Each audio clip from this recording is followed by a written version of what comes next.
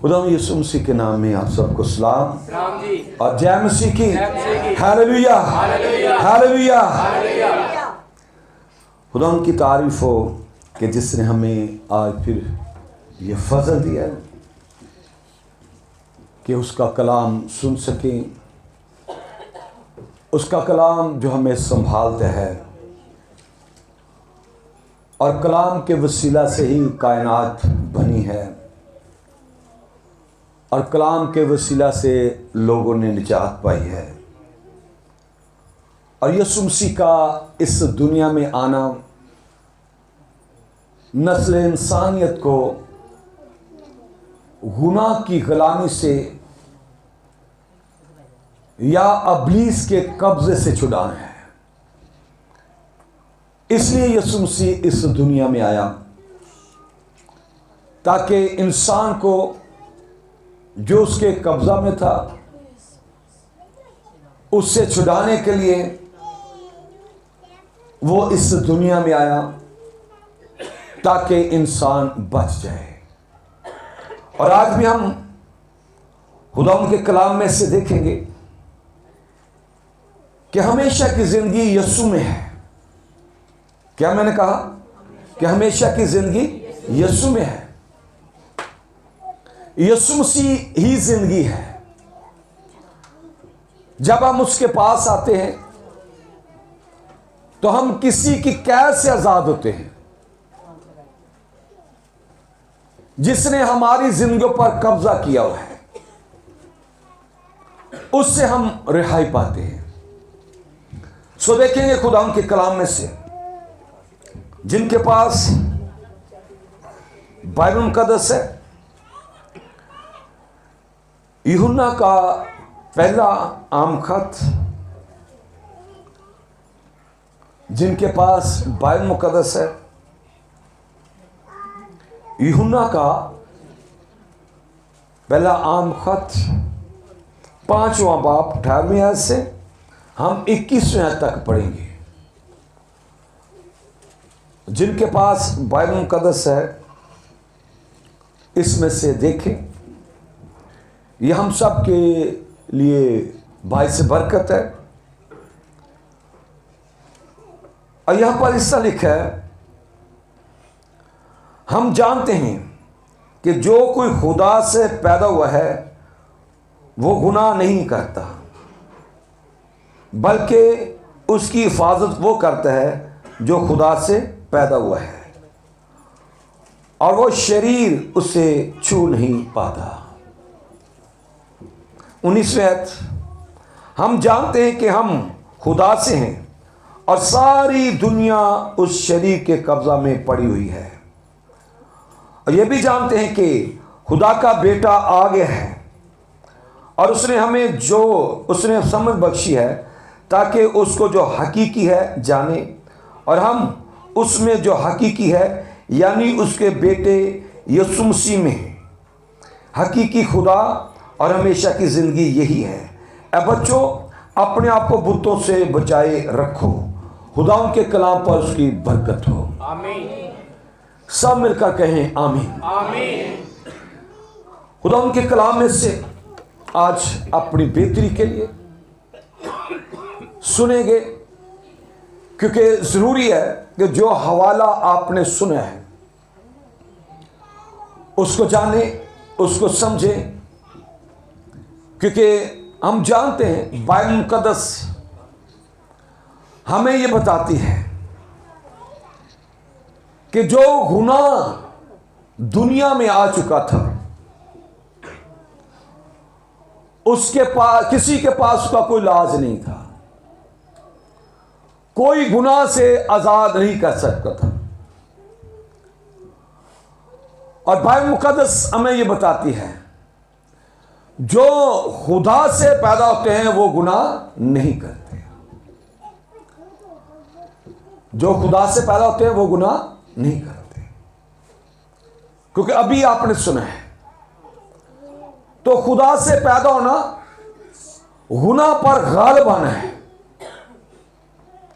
और हमें इस बात को जानने की जरूरत है, बल्कि उसकी वो हिफाजत करता है जो खुदा से पैदा हुआ है, और शरीर उसे क्या है, छू नहीं सकता। ये बातें पहले हमें जानने की जरूरत है। जो खुदा से पैदा हुआ है वो गुनाह नहीं करता। दूसरी बात कि खुदा उसकी क्या करता है, हिफाजत करता है। तीसरी बात, शैतान शरीर उसे छू नहीं सकता। खुदा में हमें इस बात को समझने की जरूरत है। दुनिया इस किसी के कब्जे में है, और इस दुनिया पर किसका कब्जा है, शैतान का। और जो खुदा से पैदा हुआ है वो ही इस पर गालिब आ सकते हैं। और जो खुदा से पैदा हुआ है उसका नाम यीशु मसीह नासरी है, वो इस पर गालिब आया है। और अब उसने हमें फजल दिया है कि हम उसमें पैदा हों और इस पर गालिब आ सके। और खुदा का कलाम हमें यह बताता है कि पहली बात, हमें खुदा में पैदा होने की जरूरत है। जब खुदा में पैदा होंगे तो खुदा क्या करेगा, हमारी हिफाजत करेगा। और फिर खुदा का कलाम बताता है कि भाई शरीर हमें छू नहीं सकता। शरीर शैतान को कहा गया है। और खुदा का कलाम बताता है कि इस दुनिया में एक शख्स था जो रासबाज, खुदा से डरता और बदी से दूर रहता था। और खुदा ने कहा जरा इस पर निगाह कर। उसने कहा मैं इसे छू नहीं सकता क्योंकि ये तुझ में है। क्या उसने कहा?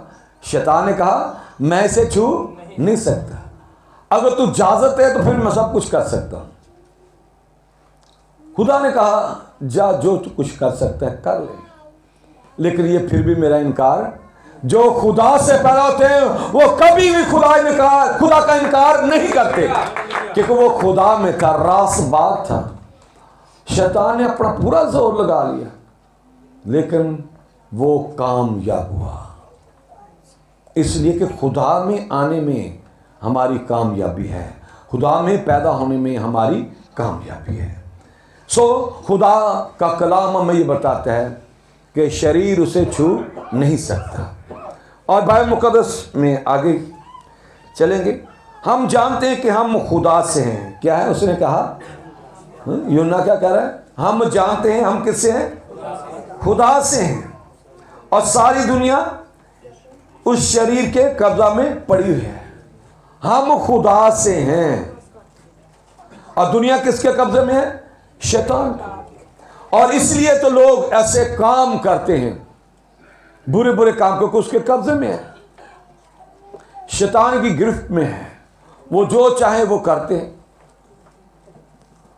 वो नाच रंग करें, वो बुरे काम करें, जैसा भी उनका दिल, क्योंकि किसी के जो वो कहता है वो करते हैं, क्योंकि उसके कब्जे में है।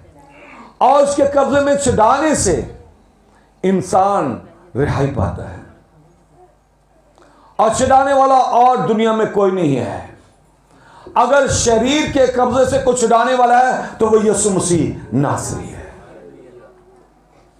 अब देखिए जितने भी लोग हैं, खूनरेजी करते हैं, ज़नाकारी करते हैं, बुत परस्ती करते हैं, जादूगरी करते हैं, अदावते हैं, हसद है, कीना है, बुग़्ज़ है, किसका कब्जा है? इब्लीस का। और खुदा का कलाम ये बताता है हम किससे हैं? खुदा से हैं। और दुनिया किसके कब्जा में? शैतान के, शरीर से। और बाइबल मुकद्दस हमें ये बताती है कि सारी दुनिया शरीर के कब्जा में पड़ी हुई है।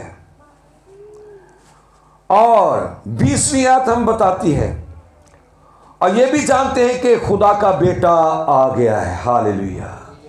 खुदा का बेटा क्या है? आ गया है। किस लिए आया? ताकि शैतान के कब्जा से उसे छुड़ाई दे, रिहाई दे। यीशु मसीह नासरी दुनिया में इसलिए आया था कि इंसान को शैतान की गुलामी से रिहाई बख्श दे। और उसके आने का मकसद यही था, क्योंकि इंसान के लिए कोई रास्ता ही नहीं था, खुदा के करीब आने के लिए कोई रास्ता नहीं था, खुदा को जानने के लिए कोई रास्ता नहीं था, क्योंकि उसकी आंखें बंद हो गई थी, ज़हन बंद हो गया था। क्योंकि लिखा है इस जहां के खुदा ने उनकी अक्लों को क्या कर दिया, बंद कर दिया। बंद आंखें क्या कर सकती हैं, क्योंकि वो तो बंद है और किसी के कब्जा में है। लेकिन खुदा का शुक्र हो, खुदा उनकी तारीफ हो कि यीशु मसीह इस दुनिया में आया है, जिसने हमारी अक्ल को खोला है, हमारी आंखों को खोला है, ताकि हम उसमें पैदा हों और शरीर पर गलबा आ सकें। जैसे वो गलबा है, हम भी जो खुदा में पैदा होंगे उस पर गलबा आ जाएंगे। और दुनिया खुदा के कब्जा में, शरीर के कब्जा में है, और इसको छुड़ाने के लिए खुदा है, ताकि वो इससे छुड़ा सके। यीशु मसीह इस दुनिया में आया है, और आना उसके लिए इस दुनिया को छुड़ाना है, ताकि दुनिया आज जो जिस काम में वो चल रही है उसे बहुत मुश्किलात का सामना है। वबाएँ हैं, बीमारी हैं, मुश्किलात है, और हर तरह से वो तंग हाली में है, मुश्किलात में है। अब जो यीशु में आएगा, यीशु को कबूल करेगा, उसमें पैदा होगा, वो रिहाई पा जाएगा। इसलिए और खुदा कलाम में लिखा है, और ये भी जानते हैं कि खुदा का बेटा आ गया है, उसने हमें क्या की है, समझ बख्शी है, ताकि उसको जो हकीकी है जान सके। क्योंकि बाइबल मुकद्दस में ये बताती है कि जिसके पास बेटा है यीशु के साथ युगानगत है। क्या है? जिसके पास बेटा है उसकी युगानगत यीशु के साथ। और जब खुदा के साथ युगानगत है, यीशु के साथ युगानगत है, तो फिर आप ज़रूर ही शैतान पर गालिब आएंगे। और हमें जानने की ज़रूरत है कि यीशु ने आकर हमें छुड़ाया है।